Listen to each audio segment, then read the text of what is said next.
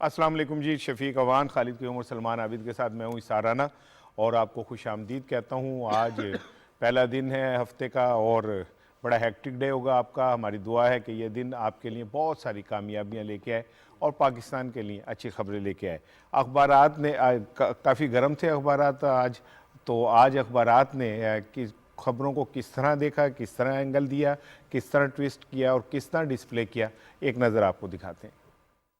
NA 133 में वोटों की मुबैना खरीदारी का घनौना खेल। इलेक्शन कमीशन ऑफ पाकिस्तान ने पीपल्स पार्टी और नून लीग की वायरल वीडियो का नोटिस ले लिया और वजीर आजम इमरान खान का अमरीकी मजहबी स्कॉलर को इंटरव्यू आज के तमाम कौमी अखबारात में नुमाया तौर पर शाया है। रोजनामा नवाए वक्त की सुर्खी के अल्फाज हैं, NA 133 में नून लीग PP के इल्जामात, वोटों की मुबैना खरीदारी, जिम्मेदारों को गिरफ्तार किया जाए, इलेक्शन कमीशन। रोजनामा पाकिस्तान ने इसी खबर के लिए इन अल्फाज का चुनाव किया। NA 133 जिमनी इलेक्शन वोट खरीदने की वीडियो वायरल, इलेक्शन कमीशन ने तहकीकात का हुक्म दे दिया। रोजनामा दुनिया ने वजीर आजम इमरान खान के इंटरव्यू को अहमियत दी। सियासत में माफिया का राज खत्म करेंगे, मदीना की तरह मुल्क को फलाही रियासत बनाना जिंदगी का मकसद, वजीर आजम इमरान खान। रोजनामा जंग ने भी वजीर आजम के इंटरव्यू को ही सुर्खी के तौर पे लिया। पनाह किसी भी शख्स को बर्बाद कर देती है, मुझे दूसरों से ज्यादा अता किया गया, वजीर आजम इमरान खान। रोजनामा एक्सप्रेस ने भी वजीर आजम के बयान को हाईलाइट किया। वसाइल पर माफिया की अजारादारी खत्म करेंगे, वजीर आजम इमरान खान। अंग्रेजी अखबार डॉन की मेन स्टोरी के अल्फाज हैं, ECP orders forensic audit of video clips showing vote buying. The Nation की लीड स्टोरी है, police to identify arrest vote buyers in viral video. Daily Times की टॉप स्टोरी है, ECP orders investigation as PML and PPP trade blame. Express Tribune ने वजीर आजम के interview को headline में लिया, government will break mafia monopoly on resources. The News ने भी वजीर आजम के बयान को फ्रंट पेज पर coverage the. Man should have self respect, PM। एक नज़र डालते हैं जी रनडाउन पे। NA 133 वोट खरीदने की वीडियो वायरल, इलेक्शन कमीशन का नोटिस। सियासत में माफिया का राज खत्म करेंगे, वजीर आजम इमरान खान। सिंध का बल्दियाती निज़ाम, अपोजिशन के शदीद तहफ़्फ़ुज़ात। एक और सहाफ़ी मीडिया मालकान की जबरी बरतरफी का शिकार। रोजनामा एक्सप्रेस और जंग का इदारिया है, ओमिक्रॉन और इंसानी सेहत को लाहक खतरात। टॉप ट्रेंड भी इसी पे है। और एक्सप्रेस ट्रिब्यून से हमने कालम लिया है कामरान यूसुफ साहब का, when India Pakistan joins hands for Afghanistan. अस्सलाम वालेकुम जनाब। वालेकुम अस्सलाम। क्या हाल है? ठीक ठाक है। अगर आप इजाजत दें तो सुबह का आगाज में एक शेर से करना चाह रहा हूँ, अखबार के हवाले से है। वो कहते हैं कि कोई लपेट के अखबार में बवक्त सुबह, जैसे अखबार फेंकते हैं ना, कोई लपेट के अखबार में बवक्त सुबह हजार दुख मेरी चौखट पे फेंक आता है। ये अखबारात क्यों शफीक साहब हमारे जो हैं ये मनफी ही चीजें दिखाते हैं, क्यों मस्बत पहलू नहीं दिखा पाते? क्या अखबार का मतलब सिर्फ दुखों को लपेट के लोगों की चौखट तक? अखबार जो है ना वो अभी सोसाइटी का रिफ्लेक्शन होता है, उसका मिरर इमेज होता है। जो आपके माशरे में हो रहा हो, जो सोसाइटी में हो रहा हो, जो मुल्क में हो रहा हो, वही दिखाता है। इसलिए हमें बुरा लगता है। बेहतर है कि अगर इसको बेहतर करना है तो हम अपने अमाल बेहतर करें, हम ऐसी चीज़ें करें जिससे हमको नेगेटिव भी ना हो। ठीक है, लेकिन खालिद साहब माशरे के अंदर जब मनफी चीज़ें चल रही होती हैं उसके साथ साथ मस्बत पहलू भी तो चल रहे होते हैं ना। देखिए कि राणा साहब, जब सिर्फ प्रिंट मीडिया था, आप भी थे, हम सारे लोग प्रिंट मीडिया के अंदर थे, तो उस वक्त जब इतराज़ात आते थे सहाफ़त पर, ज़र सहाफ़त के, तो वो सिर्फ प्रिंट मीडिया से मुतल्लिक़ आते थे, क्योंकि सारा जो ज़ाहिरा और मीडिया नहीं था।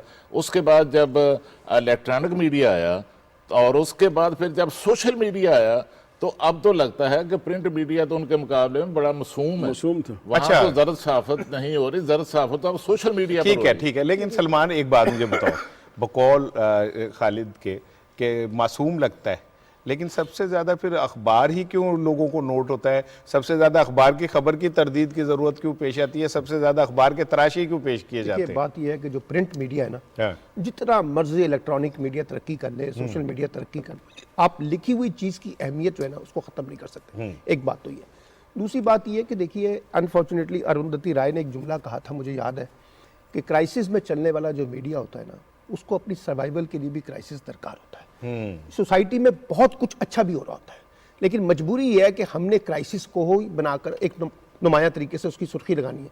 यानी मैं आपको बताऊं, एक ज़माने में जब हम रिपोर्टिंग करते थे तो कराची में आपको पता ना MQM की लड़ाई होती थी, तो उसने पूछा कि क्या आज का क्या स्कोर है, उसने कहा सिर्फ 4 बंदे कत्ल हुए हैं।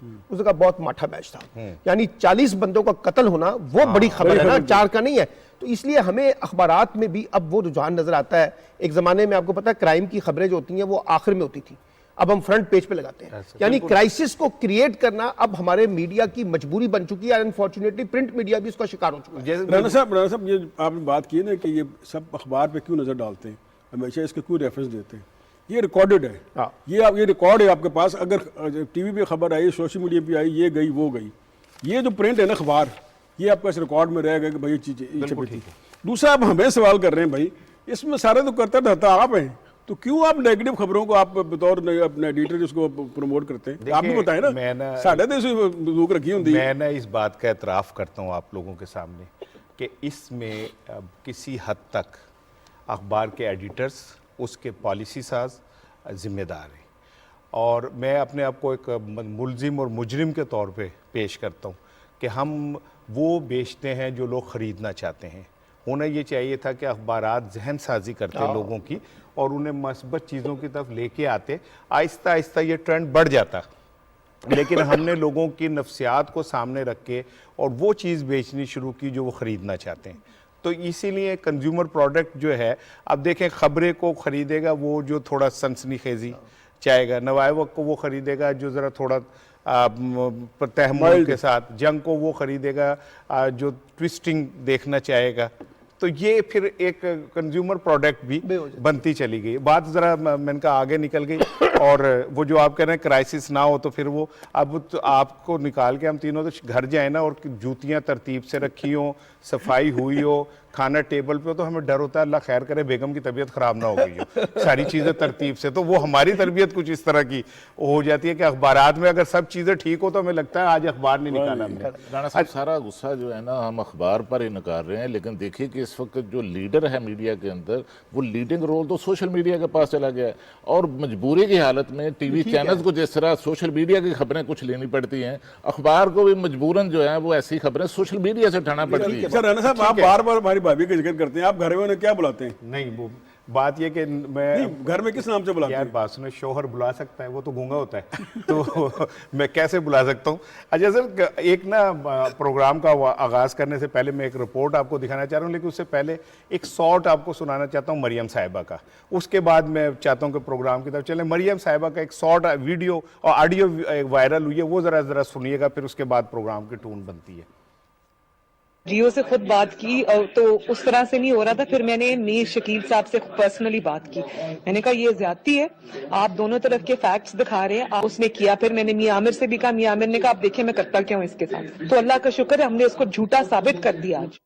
तो ये खालिद साहब, ये जो मालकान के साथ बराह रास्त राब्ते और उन्हें कहा जाता है कि नहीं आप यूं नहीं यूं करें, यूं नहीं यूं करें, यूं नहीं, आज़ादी सहाफ़त मेरे ख्याल इस पर बेस करती है। अच्छा, एक तो राणा साहब देखिए कि आजकल हमारी सियासत के अंदर जो है वो वीडियो और ऑडियो पॉलिटिक्स जो है वो ज़्यादा ज़ोरदार तरीके से जो है ना वो हमें हर जगह नज़र आती है, ख्वाह कौमी सियासत हो, ख्वाह NA 133 की सियासत हो ज़िमनी इलेक्शन की, और ख्वाह अखबारात और मीडिया के हवाले से जो हैं वो आपको ऑडियोज़ और वीडियोज़ आएँ।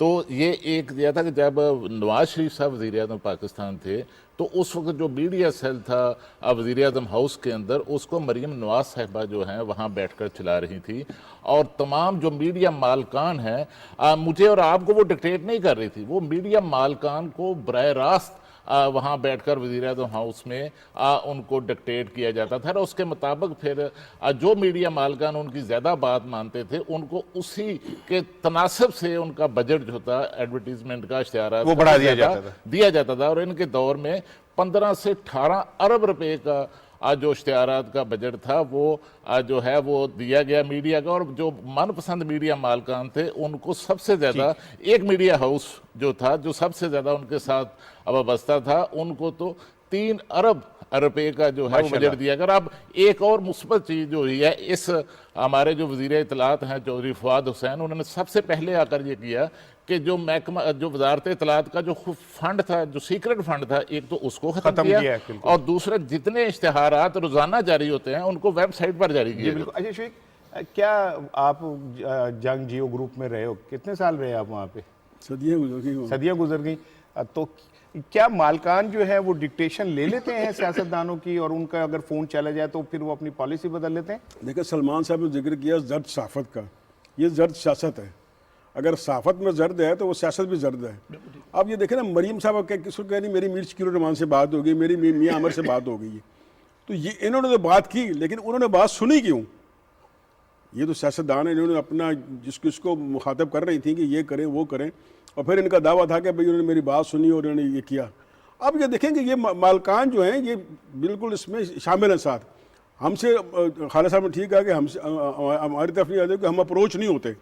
मुझे याद है कि एक बार ना अपना बैठे हुए के तो एक 2-3 टॉप के जो आपके सियासतदान हैं वो बैठे हुए थे। उन्होंने कहा यार, वो एक रिपोर्टर आया ना मोटरसाइकिल पे, कहता यार असी ये को खौफजदा वा, ये जो मोटरसाइकिल पे आया रिपोर्टर, ये किसी की नहीं सुनता, ये अपनी करता है, तो हमें मालकान से रब्ता करना होगा।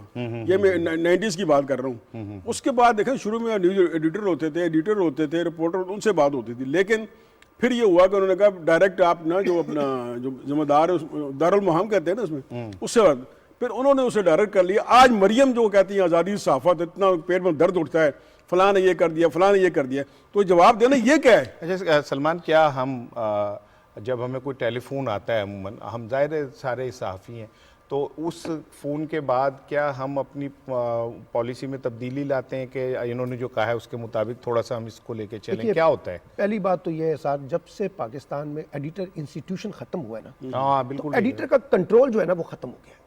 और अब उसके बाद एक दूसरी बदकिस्मती आई है कि जर्नलिस्ट का कंट्रोल भी खत्म हो गया है। अब जर्नलिस्ट के मुकाबले में मालिक का जो कंट्रोल है ना, जिसने पैसा लगा, जो सेठ है, उसका कंट्रोल बढ़ गया है। इसीलिए अब सियासतदान किसी जर्नलिस्ट को राम करने के लिए उनसे बराह रास्त मामला तय करने की बजाय वो मालकान की तरफ जाते हैं। अच्छा, अब मालकान का मसला क्या है?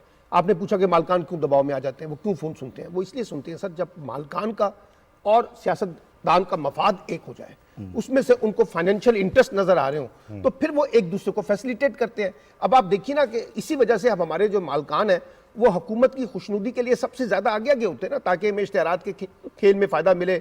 जंग जियो ने सबसे ज्यादा फायदा उठाया इस पूरे खेल के अंदर। तो इसलिए ये देखिए कि पाकिस्तान में ये जो भी आपने मरियम की ऑडियो सुनाई है, ये जाहिर करती है ना कि पाकिस्तान में जर्नलिज्म जो है वो अब जर्नलिस्टों के हाथों से निकल के सेठ के हाथ में आ गई है। और जब सेठ के हाथ में आ गई है तो फिर एजेंडा उसका डोमिनेट करेगा। इस माहौल में भी रिपोर्टर ने काम करना हो ना, वो काम कर गुजरता है। मैं आपको वाक़या सुनाता हूँ कि अकरम शहीदी DGPR थे, तो मैं शहबाज शरीफ की प्रेस कॉन्फ्रेंस अटेंड करने गया। मैं छोटा होता था उस वेले, तो वहाँ पे ना जब सुनो छोटे थे तो अखबार इजाद हो गया था तब। अकरम शहीदी ने मुझे कहा कि ये आपकी बीट चेंज हो गई है। अच्छा, मैंने वही शकील साहब को फ़ोन किया, आप DGPR मुझे बताया कि आपने मेरी बीट चेंज कर दी। उनका स्पीकर फ़ोन खोलो, आप अपना काम उसी तरह करो। वो प्रेस कॉन्फ्रेंस थी शहीदी, जो आपको पता है बेचारा वो प्रेस कॉन्फ्रेंस थी घोष स्कूल के बारे में, और अहमद वलीद हमारा रिपोर्टर है, उसको कवर कर रहा था। तो मैं वो कहता अंदर ना जाना, शहबाज शरीफ तुम देख आए घबरा जाता। मैं अंदर गया, शहबाज शरीफ टाइम जुजबुज हुए, मैं चक्कर लगा के आ गया। बाहर आया कप्तान साहब थे फौज में, घोष स्कूल देख रहे, तो उसके अवान लिखा होता। मैं क्या मैं भी अवान, उसका अटक से हूँ, मैं भी अटक से हूँ। मैं क्या बड़ा आला काम पाया तुसी। मुझे उस तरफ ले गया तो वो पूरे ना बंडल बने हुए थे घोष स्कूलों के, 55,000 के 60,000 स्कूल थे। तो वो मैंने सही तादाद मुझे याद नहीं, तो मैंने उसका कहा यार एक मुझे दे दो, सबके रिपोर्टर का नाम लिखे। मैं कहा यार तो तेरे अवान दे अटक होने का की फ़ायदा है। वो मैं लेके आ गया और आपने ब्रेक कर दी। और मैंने ना नहीं ब्रेक नहीं की। अब मुझे न्यूज़ एडिटर ने कहा कि एंकर लगेगा आज वलीद दा ना घोष स्कूलों पे। मैंने सारी रिसर्च की, पता चला कि वो सारे स्कूल जो थे वो एस्टेब्लिश हुए थे उसके नवाज शरीफ के दौर में। उसका एंकर लगा, बीच में मेरा इंसर्शन लगी। तो रिपोर्टर काम करना चाहे तो काम कर सकता है। ठीक है, बिल्कुल ऐसे ही है। वो आपका मिलकर आपका शागिर्द हो। नहीं माशाल्लाह जी, मुझे बड़ा फख्र है अपने शागिर्द के ऊपर। शागिर्द मुझसे 2 कदम आगे है, ये भी बड़े फख्र वाली बात है। तो लेकिन ये ठीक कह रहे हैं आप लोग कि जैसे शफीक ने कहा, मैं एक चीज़ की ज़रा वजाहत करना चाह रहा हूँ कि मेरी एक उस पर ट्वीट के ऊपर सरमद बशीर साहब ने एक ट्वीट किया, और उस ट्वीट में उन्होंने कहा कि जी मेरे पास सदीकुल फ़ारूक आए थे और उन्होंने आके कहा कि चूँकि मियां शहबाज शरीफ साहब शफीक अवान को पसंद नहीं करते तो आप इसकी बीट चेंज कर दें। उस पे सदीकुल फ़ारूक साहब का जवाब आया कि जी ऐसा नहीं हुआ और वो मैंने ऐसा नहीं किया, लेकिन मैंने सदीकुल फ़ारूक साहब को ट्राई की बात करने की। मैंने कहा मैं उनसे रिकॉर्ड करूं उनका बीपर और ऑन रिकॉर्ड वो ये कहें कि ऐसा नहीं हुआ, ताकि मैं अपने प्रोग्राम में उनका मौक़िफ़ जो है वो दे दूं, लेकिन उन्होंने मेरा फ़ोन नहीं सुना। सदीकुल फ़ारूक साहब आप सुने तो मैं चाहता हूं कि आपका मौक़िफ़ सामने आए, क्योंकि ये तो बहुत बड़ी बात है कि आप आगे लोगों की बीटें चेंज कराते थे, साफ़ियों के प्रोफेशनल मामलात में बराह रास्त मुदाखलत करते थे। ऊपर मरियम साहिबा कर रही हैं, नीचे आप कर रहे थे, हो की रहे। अब ज़रा मैं एक रिपोर्ट आपको दिखाना चाहता हूँ जो असल प्रोग्राम की तरफ आ रहा हूँ। ये मैंने ज़रा तड़का लगाया था आपको वार्म अप करने के लिए। एक रिपोर्ट देखे फिर प्रोग्राम ज़्यादा गर्म कर दे। साहब के हाथ रख के कहती हूँ 5 तारीख को मुस्लिम लीग नून शेर को वोट दूंगी। इलेक्शन कमीशन ने लाहौर के हलका NA 133 में ज़िमनी इलेक्शन से कबल मुबैना तौर पर वोट खरीदने से मुताल्लिक वीडियो का नोटिस ले लिया। रिटर्निंग ऑफिसर ने डिप्टी कमिश्नर लाहौर और IG पंजाब पुलिस को मरासला भेजकर 30 नवंबर तक मालूमात तलब कर ली। चेयरमैन नादरा और चेयरमैन पैमरा को भी मरासला भेजा गया है। मरासले में कहा गया है कि सोशल मीडिया और TV चैनल्स पर वीडियो गर्दिश में है। वीडियो में वोटर्स में पैसे तकसीम और हक में वोट देने का हल्फ लिया जा रहा है। DC लाहौर और IG पुलिस वीडियो का फोरेंसिक करवाएं और सदाकत मालूम करें। रिटर्निंग ऑफिसर ने हिदायत की है कि DC लाहौर और IG वीडियो में मौजूद अफराद की शनाख्त कराएं और वीडियो में मौजूद अफराद का मुकम्मल बायोडेटा फराहम करें। इस इमारत की भी शनाख्त करें जहां ये गैर कानूनी इकदाम हुआ और गैर कानूनी हरकत में मुलव्विस शख्स को गिरफ्तार करें। वोट को 2-2 हजार रुपए में खरीदना क्या वोट को इज्जत देना है? मुझे उम्मीद है कि कल इलेक्शन कमीशन सबसे पहला नोटिस इस लाहौर के इलेक्शन पे करेगा और नून लीग वालों से पूछेगा कि पैसे देकर वोट लेना किस तरह से जमहूरियत की खिदमत है, ये वोट को इज्जत दे रहे। दूसरी तरफ वफाकी वजीर इत्तलात और नशरियात चौधरी फवाद हुसैन ने वाक़े पर तबसरा करते हुए कहा है कि 2000 रुपए में वोट खरीदना वोट को इज्जत देना है। नून लीग लोगों को लालच देकर इलेक्शन लड़ती है। उन्होंने कहा कि वोटिंग मशीन लाने की बात पर सबसे ज्यादा घबराहट नून लीग और पीपल्स पार्टी को होती है। इलेक्ट्रॉनिक वोटिंग मशीन लेके आएंगे तो फिर इस वक्त सबसे ज्यादा घबराहट किसको होती है? नून लीग को होती है, उसके बाद पीपल्स पार्टी को होती है, क्योंकि इन लोगों का तमाम जो इंतखाबी तरीका है वो धांधली के ऊपर मबनी है। वफाकी वजीर इत्तलात और नशरियात ने नून लीग को सियासत छोड़कर फिल्में बनाने का मशवरा दे दिया और कहा कि जब भी नवाज शरीफ और मरियम नवाज का केस लगता है लीक्स आ जाती हैं, रसीदें दें या फिर जेल जाएं, इसके अलावा कोई रास्ता नहीं। पीपल्स पार्टी से मुताल्लिक चौधरी फवाद हुसैन का कहना था कि पीपल्स पार्टी जरदारी और बिलावल की पार्टी है, ये बेनजीर वाली पार्टी नहीं है। पीपल्स पार्टी का अंदरून सिंध के अलावा और कहीं वोट नहीं। जी ये रिपोर्ट आपने देखी। कंवर दिलशाद साहब साबिक सेक्रेटरी इलेक्शन कमीशन हमारे साथ हैं। मैं कह ज़रा इलेक्शन कमीशन के हवाले से लेना कि वो क्या कहते हैं। सर क्या आप ये बताएं, वीडियो वायरल हुई, इस पे क्या सजा हो सकती है? ज़ाहिर है कि इलेक्शन कमीशन पाकिस्तान ने ठीक है शिकायत होने पर जो एक्शन लेना चाहता है, तो इलेक्शन कमीशन पाकिस्तान के पास इख्तियार तो बहुत ज्यादा हैं। उनके पास इलेक्शन एक्ट 2017 का जो सेक्शन 167 168 है उसमें लिखा हुआ है कि वोटों की खरीदो फरोख्त या वोटर्स को तरगीब देना, लालच देना या उसको धमकाना या हरासमेंट करना वो तो बात की बात है, लेकिन यहाँ पहला जो लफ्ज है वहाँ लिखा हुआ कि ब्राइब, रिश्वत देना, पैसे देना, तरगीब देना। ये जो भी शख्स जो भी पार्टी इसके अंदर मुलव्वस है तो election commission Pakistan election act 2017 का सेक्शन जो है 167 और 168 के तहत कार्रवाई करने का मजाज है। जी ठीक है। अच्छा ये बताइएगा कि माजी में ये देखा गया कि 10 का इलेक्शन हो, इसी हलके के अंदर PTI के गलत कागजात के ऊपर इलेक्शन कमीशन ने कहीं सॉफ्ट कॉर्नर नहीं दिया, तो अब क्या लगता है क्या हो सकता है?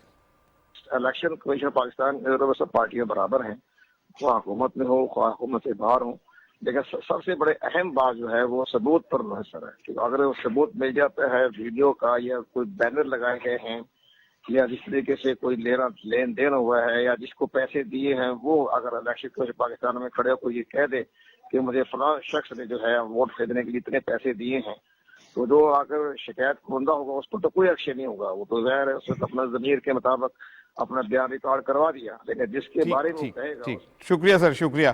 सलमान कहते हैं कि सबूत होंगे तो कार्रवाई होगी।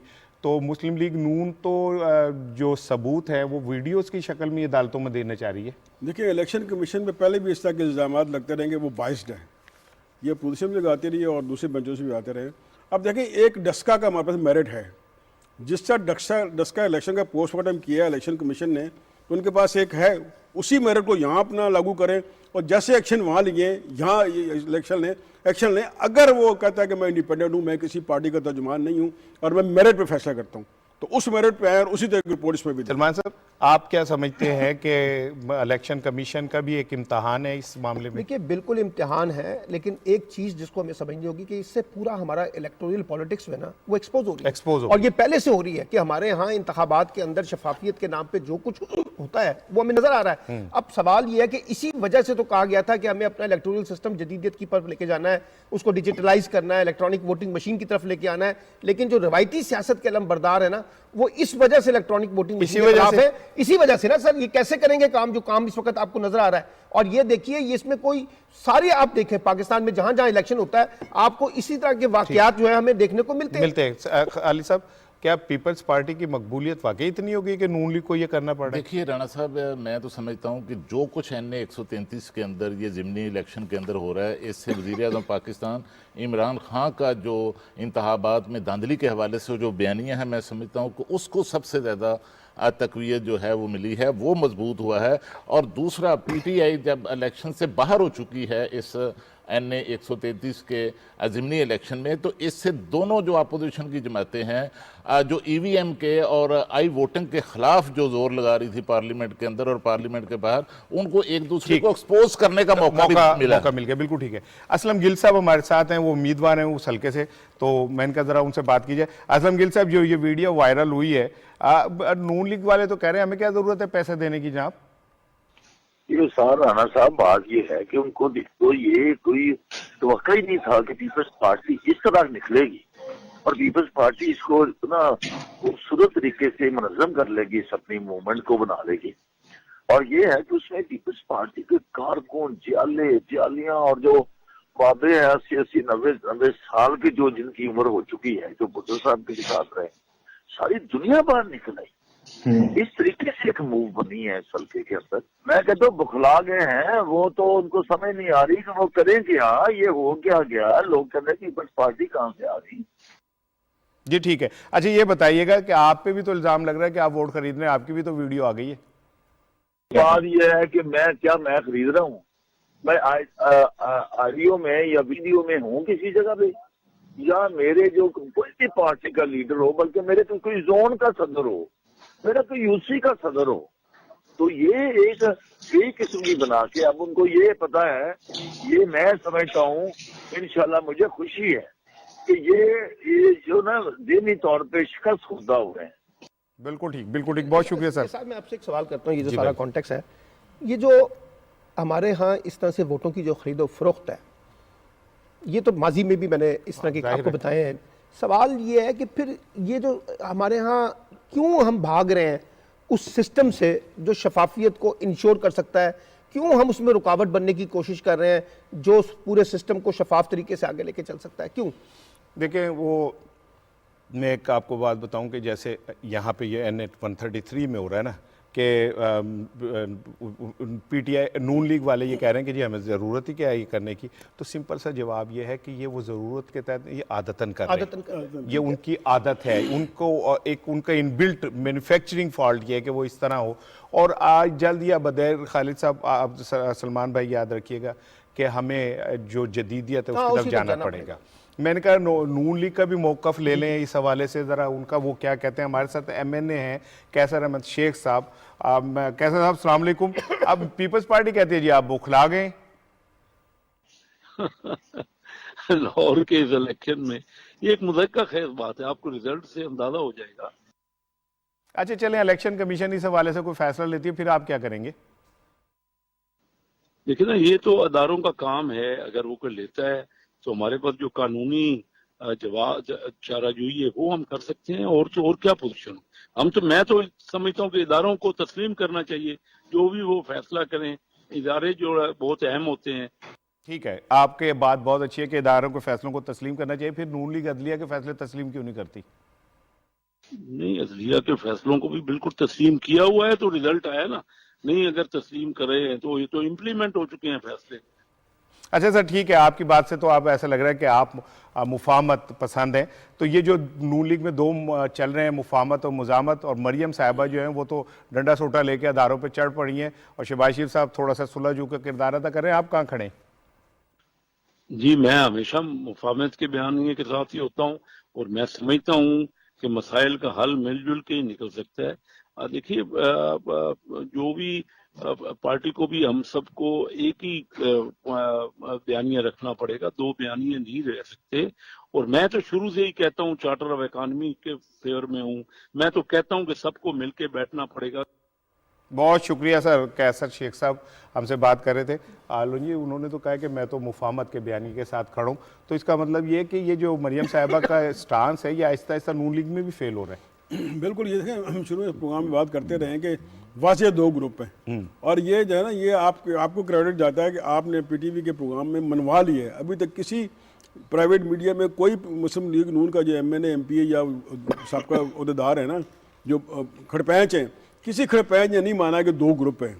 इन्होंने वाज़ह कर दिया है कि दो ग्रुप हैं और ये मफाहमत के साथ हैं। उन्होंने कहा मफाहमत और बातचीत के बगैर कोई चीज़ नहीं होगी। ये खालिद क्यूम ने नंबर दिया था मुझे कि जी आप उनसे बात करें। अब देखें, ये मरियम को और बाकी नवाज शरीफ को सोचना चाहिए कि वो किस तरफ जा रहे हैं।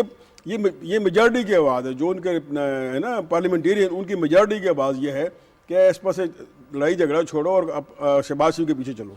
सलमान, क्या वाकई इस तरह का कोई बयानिया डेवलप हो रहा है कि जी छोड़े लड़ाई को? और क्योंकि जब हम इस बात पे यकीन करने लगते हैं, मरियम साहिबा कोई ऐसी बात करती है कि वो सारा बयानिया दफन हो जाता है।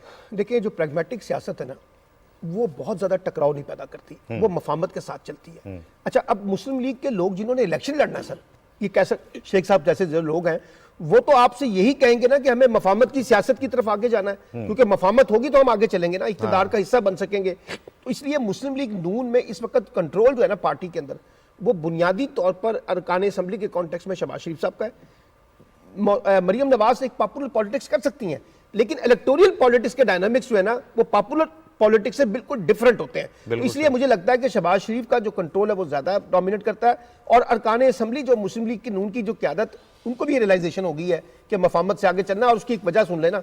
अब आप मुझे बता दीजिए कि मरियम के साथ कौन लोग आपको खड़े नजर आते हैं? वो 4-5 लोगों का टोला है ना। इसके अलावा आप देखिए पूरी पार्टी जो है वो तो शहबाज शरीफ साहब के साथ खड़ी नजर आती है। तो इसलिए मुझे लगता है कि मफाहमत का जो बयानिया है वही मुस्लिम लीग नून को आगे लेके जा सकता है। लड़ाई टकराव की सियासत जो है वो उनके मफाद में भी नहीं है, और ना पाकिस्तान के मफाद। वाकई मरियम साहिबा तनहा होती जा रही है पार्टी में? देखिए, इसमें कोई शक नहीं कि पार्लियामेंट के अंदर, ख्वाह कौमी असम्बली हो, सेनेट हो या पंजाब असम्बली हो, तो पार्लियामेंट के अंदर जो पार्लियामानी लीडरशिप है नून लीग की, वो शहबाज शरीफ का जो मफाहमती बयानिया है उसके साथ हमें खड़ी नजर आती है। और उसके वाज़े जो नतायज हैं वो भी हमें नजर आ रहे हैं कि जिस तरह पीडीएम गैर फाल हुआ है, तो ये पीडीएम गैर फाल इसलिए हुआ है कि नून लीग की पार्लियामेंट्री लीडरशिप जो है वो पार्लियामेंट के अंदर सियासत करना चाहती है, पार्लियामेंट से बाहर सियासत नहीं करना चाहती। और उसके साथ इस्तीफों के मामले पर पार्लियामेंट से बाहर मरियम नवाज और मौलाना फजलुर रहमान इस्तीफे चाहते हैं, लेकिन नून लीग की जो पार्लियामेंट्री लीडरशिप है वो इस्तीफे देने के लिए तैयार नहीं है। बिल्कुल ठीक है साहब, ये मफाहमत और मुजामत की बात हम काफ़ी दिनों से कर रहे हैं। आज भी हमारा यही मौजू, और आप फिर मैं दोबारा क्रेडिट दूंगा कि आपने कैसे सब्जी उगलवा लिया। अब देखें, जैसे सलमान साहब ने भी कहा कि ये दो बयानी उसमें हैं, और ये वो जो है 16 जून के पैमाना वो पंप रहा है। अब आगे इलेक्शन आ रहे हैं। एक खालिद साहब ने कहा कि एक पार्लियामानी ग्रुप है, एक बार जो बैठे होंगे। अब इलेक्शन के जब आगे टिकटों की तकसीम होगी तो उसमें क्या तमाशा होगा, किसकी सुनी जाएगी? क्या ये तो नहीं कि जिनको अपना मरियम ग्रुप को टिकटें नहीं मिलेंगी वो शहबाज ग्रुप के खिलाफ खड़े हो जाएंगे, और शहबाज ग्रुप को जिनको मिलेगी वो मरियम के खिलाफ खड़े हो जाएंगे? क्या देखते हैं आप?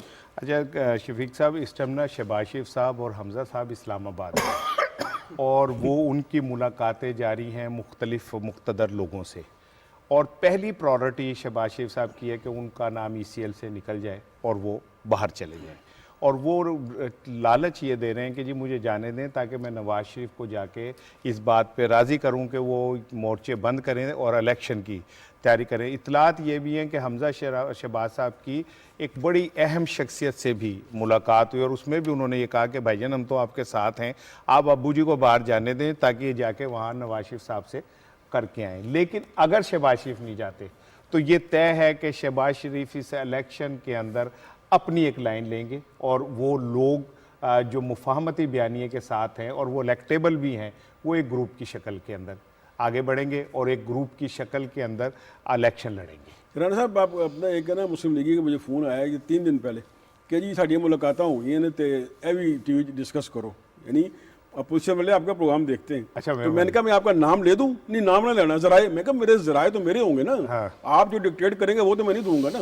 बिल्कुल ठीक है। मुसर्रत जमशेद साहब हमारे साथ हैं और मैंने कहा पीटीआई का भी मौक़िफ़ आ जाए, नून लीग का आ गया, पीपल्स पार्टी का आ गया। अस्सलाम वालेकुम मैम, ये बताइएगा कि 2 वीडियो सामने आई हैं और लेकिन आप तो खैर बाहर खामोश तमाशाई हैं, आप इन वीडियोस को एंजॉय कर सकती हैं बस। आप बिस्मिल्लाहिर्रहमानिर्रहीम, बहुत शुक्रिया।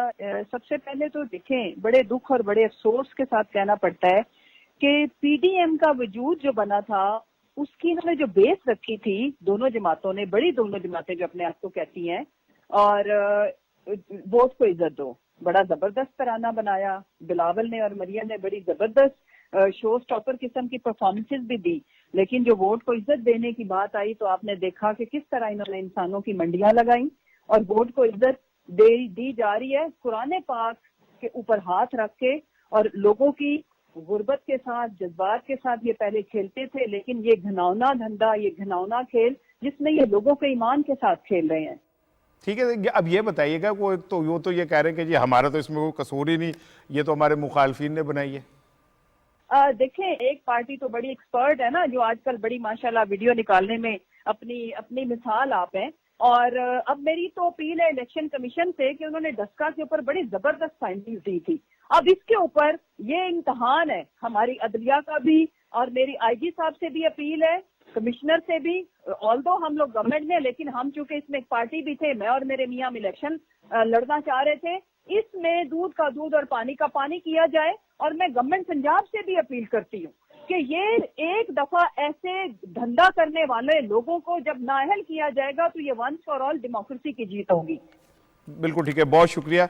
मैं ना ब्रेक से पहले चाह रहा हूँ कि मैं एक इशू को और कवर कर लूँ। अमरीकी स्कॉलर, अमरीकी स्कॉलर्स थे, उनसे कल वज़ीर-ए-आज़म इमरान खान साहब की गुफ्तगू हुई, उन्होंने एक इंटरव्यू किया। हमजा यूसुफ साहब, बड़ा नाम है उनका। तो उसमें खान साहब ने 2-3 जुमले बड़े, वो कहते हैं कि बाज़मीर शख्स किसी के आगे ना झुकता है, ना गैरत का सौदा करता है। तो चैलेंजेस तो दरपेश हैं इमरान साहब को इसी तरह के। बिल्कुल चैलेंज दरपेश हैं और वो उनसे निमट भी रहे हैं और उनको खुदाई इमदाद भी है। हम पहले भी इस प्रोग्राम में जिक्र कर चुके हैं कि इमरान खान साहब साहब यकीन है। साहब यकीन जो बंदा होता है वो अल्लाह पर यकीन करता है, अल्लाह उसकी मदद करता है। वो अपना साहब गुफ्तार नहीं कि बातें करके आगे निकल जाए। आप देखिए जितने भी क्राइसिस आए अल्लाह ने उन्हें उससे सुरखरू किया और ये बिल्कुल उन्होंने ठीक कहा है कि भाई ये माफिया राज ख़त्म करना है। देखिए माफिया राज इतनी जल्दी ख़त्म नहीं होता, ये 5 साल में ख़त्म नहीं कर सकते, लेकिन आपने उन्हें एक्सपोज कर दिया है। सबसे बड़ी बात जो प्लस पॉइंट है इमरान खान साहब का, उन्होंने माफिया को अपने अवाम के सामने एक्सपोज कर दिया। अब अवाम को चाहिए कि वो देखें कौन उनके हक में और कौन उनका मुखालिफ है, कौन किसने मुल्क की दौलत लूटी और कौन जो है वो मुल्क के हक में। बिल्कुल ठीक है। खान साहब अपना स्टेप कुछ ना, उनके अपना फैमिली है ना कुछ है। बाकी जगह अगर शहबाज शरीफ होता है, हमजा आया था, नवाज शरीफ होता है तो मरियम आई थी, जरदारी साहब होते हैं तो बिलावल आए थे, फजल रहमान साहब होते हैं तो असद आया था, और अगर एनपी वली खान होता है, अमल वली खान आया था। तो ये इस माफिया को ख़त्म करने के लिए उन्हें मजीद जद्दोजहद करनी होगी और पूरी कौम को साथ देना होगा। साथ देना होगा। सलमान, आप नहीं समझते कि इमरान खान ने तो जो नैरेटिव डेवलप करना था बुराई के खिलाफ कर दिया, कौम को भी इस तरफ आना चाहिए। और ये जो वक्ती फेज़ है फाइनेंशियल क्राइसिस के, तो पूरी दुनिया पे आए हैं, इससे तो निकलना ही निकलना है हमने। लेकिन एक तो हमारे जैसे मुल्कों का मसला ये है साथ, हम हर काम के अंदर एक जादुई जो है ना चीज़ें देखना चाहते हैं, यानी बटन दबाएं और एकदम इनकलाब आ जाए और एकदम मसले हल हो जाए।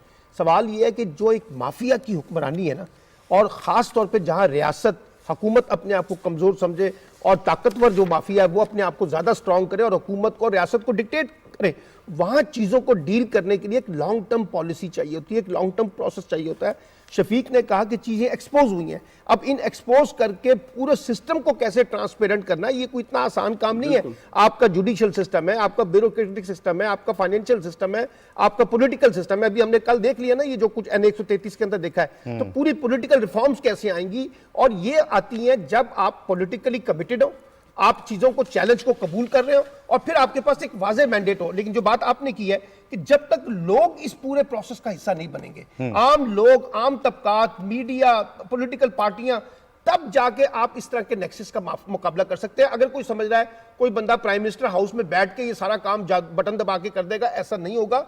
अगर आपने माफिया की हुक्मरानी तोड़नी है, आम आदमी को मजबूत बनाना है, तो फिर पूरी कौम को इस माफिया के खिलाफ इकट्ठा होना होगा। खालिद साहब, ये जो माफिया है जिसने चारों तरफ से इमरान खान साहब को घेरा हुआ है, आप समझते हैं कि ये चौमुखी जो लड़ाई है, इमरान खान साहब लड़ते हुए कहीं आप थक तो नहीं जाएंगे जब तक कौम पीछे नहीं खड़ी होगी?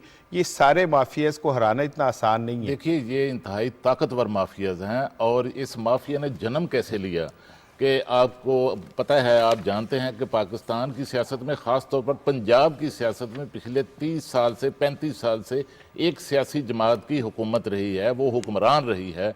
और यहाँ जो ताकतवर लोग थे उन्होंने अपने जो मुफादात थे अब वो उस जमात के साथ जो है वो जोड़ लिए, जिसकी बुनियाद पर जो है मुख्तलिफ शोबों के अंदर अगर आप देखें तो लैंड माफिया आपको जो नज़र आएगा उसके ताने बाने आपको उसी जमात के साथ मिलेंगे। इसी तरह शुगर माफिया जो है अब वो आपको नज़र आएगा तो उसके ताने बाने भी वहाँ ही मिलते होंगे। और उसके साथ जो है आटा माफिया अगर आप देखें और दूसरे तमाम जो शोबे हैं उनके अंदर अगर आप देखें, कब्जा ग्रुप आप देखें पंजाब के अंदर पिछले 3 साल 3.5 साल से तो वज़ीर आज़म इमरान खान की हदायत पर जो है हम रोजाना की बुनियाद पर देख रहे हैं कि कब्जे छुड़ाए जा रहे हैं, ऑपरेशन किए जा रहे हैं और 500 अरब रुपए से जायद की जो अराजी है वो पंजाब में एंटी करप्शन ने बागदार करवाई। बिल्कुल ठीक, बिल्कुल ठीक। एक छोटी सी प्राइम मिनिस्टर ने इसमें अपने इंटरव्यू में एक बड़ी बात की है, वो जो नॉम चॉम्स्की करता है, वो उन्होंने कहा कि पूरी पॉलिटिक्स को आपने कॉर्पोरेट तरीके से बना के, पैसे की बुनियाद पे बना के, मुनाफे की बुनियाद पे जो आपने बनाई है, इसकी वजह से पाकिस्तान में सियासत जो है वो एक कारोबार का हिस्सा बन चुका है। इसके खिलाफ हमें अपने आप को मुनज़्ज़म करना होगा और इसको तोड़ना होगा। जब आप के मुतालिक ये एक अमूमी राय बन जाए ताकतवर तबके में कि आप एक कीमे वाले नान पे या एक बिरयानी की प्लेट पे अपना वोट बेच सकते हैं, तो फिर यही होगा जो हो रहा है। और इमरान खान उस माफिया के साथ जो लड़ रहे हैं, ये जंग जारी रहेगी और कहीं ना कहीं इसका इख्तिताम होगा और यकीनन आवाम की बेहतरी के लिए इख्तिताम होगा। एक ब्रेक ले रहा हूँ, ब्रेक के बाद दोबारा आपकी खिदमत में आता हूँ। 2-3 बड़े अहम इशूज़ हैं जिस पर आपसे बात करनी है।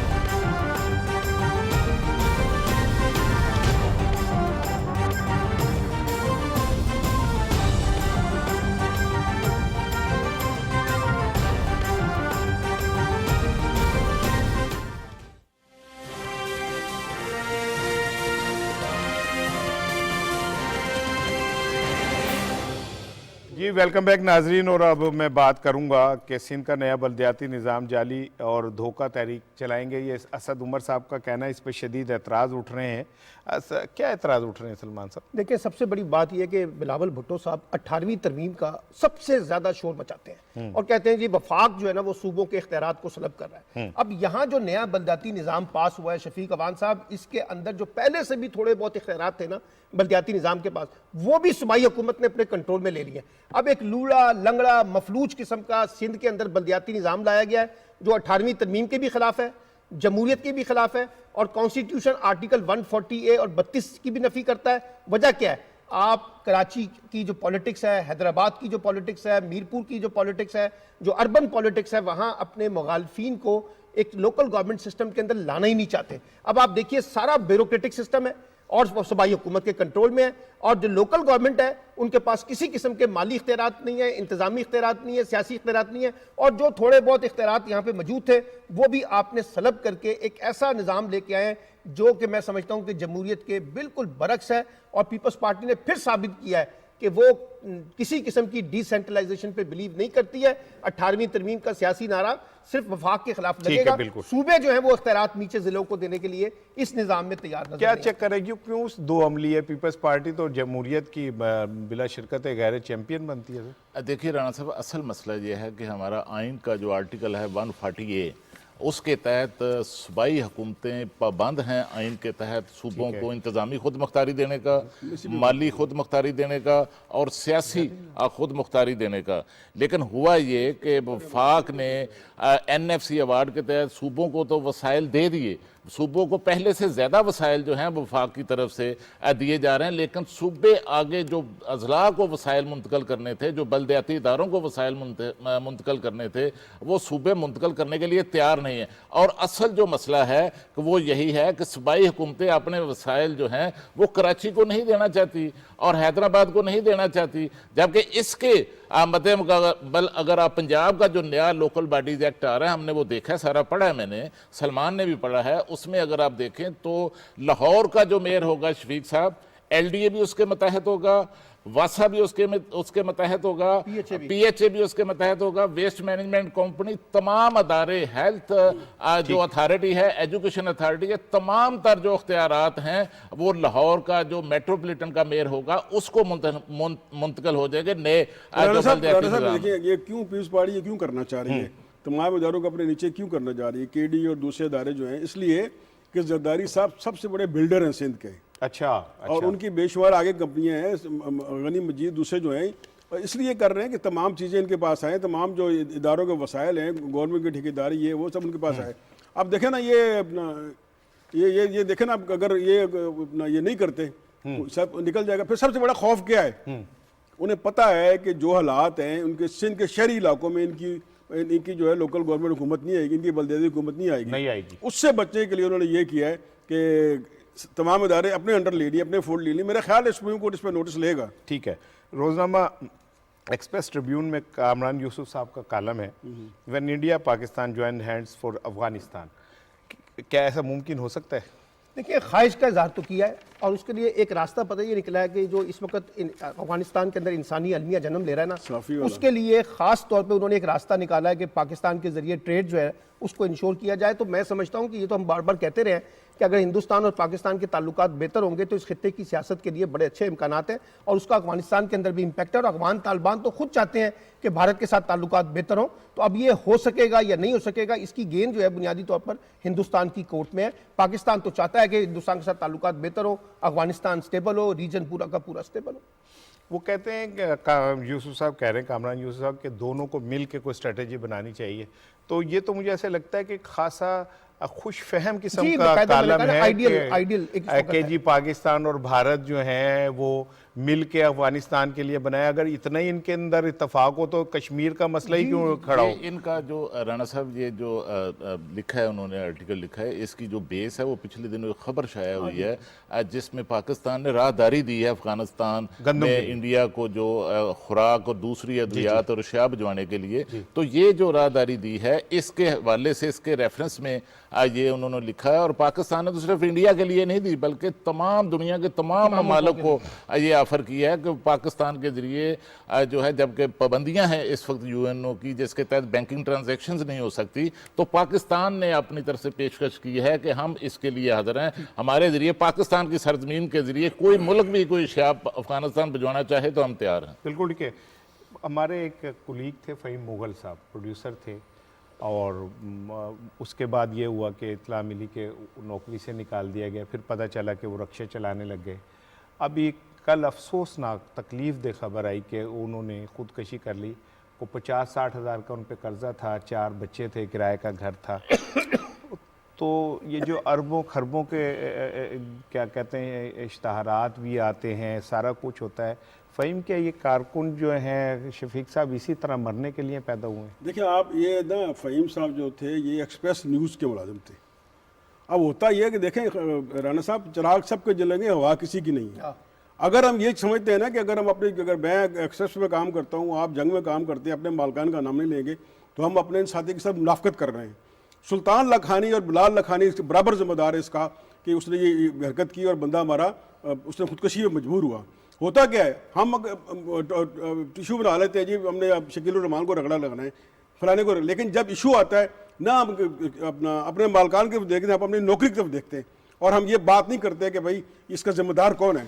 और सुल्तान लखानी, बिलाल लखानी और दूसरे जो जिम्मेदार हैं उनको भी टेकन टू टास्क करना चाहिए। हमें ये नहीं करना चाहिए कि अगर मैं ऐसे बात नहीं करूँगा, देखिए फिर मैं कहता हूँ कि ये हमारी बारी भी है, अल्लाह ना करे ऐसा हो, लेकिन अगर हम ये बिल्कुल एक तय कर लेंगे कि हमने अपने मालिक के साथ बात नहीं करी, तो ये कोई साफत नहीं, ये जर्द साफत है।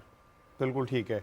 सलमान साहब, प्रोग्राम का वक्त ख़त्म हो रहा है और ओमिक्रॉन के मुतालिक जंग और एक्सप्रेस का इदारिया है कि वो इंसानी सेहत के लिए बहुत चैलेंजेस है उससे, और टॉप ट्रेंड भी ओमिक्रॉन पे, पूरी दुनिया एक नए बुरान की तरफ बढ़ रही है।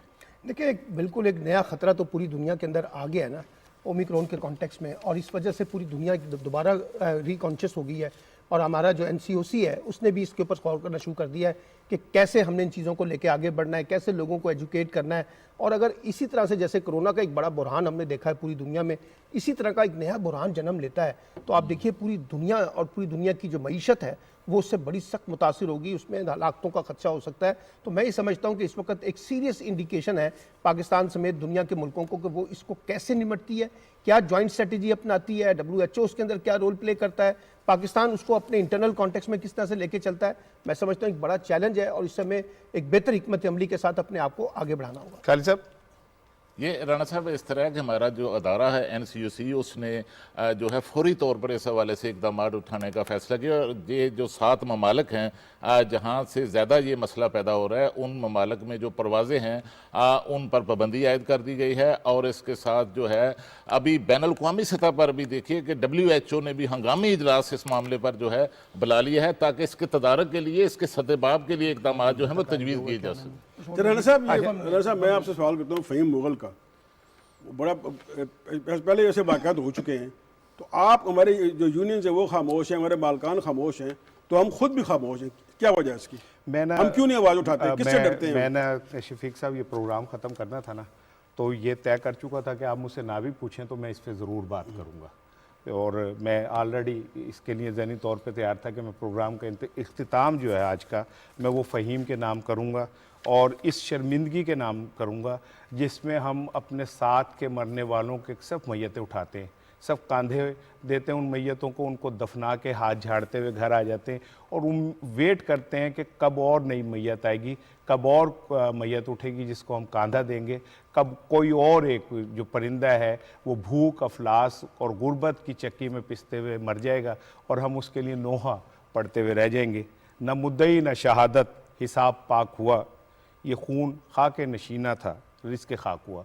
शायद ये इसी तरह कानून फितरत है कि कमज़ोर मरता रहेगा और अमीर हमेशा इखलाक के, बुलंदी के, तकवे के, बहादरी के, सच्चाई के और इंसाफ के नारे लगाते रहेंगे और फ़हीम जैसे लोग खुदकशियाँ करते रहेंगे। अपना ख्याल रखिएगा, कल मुलाकात होगी।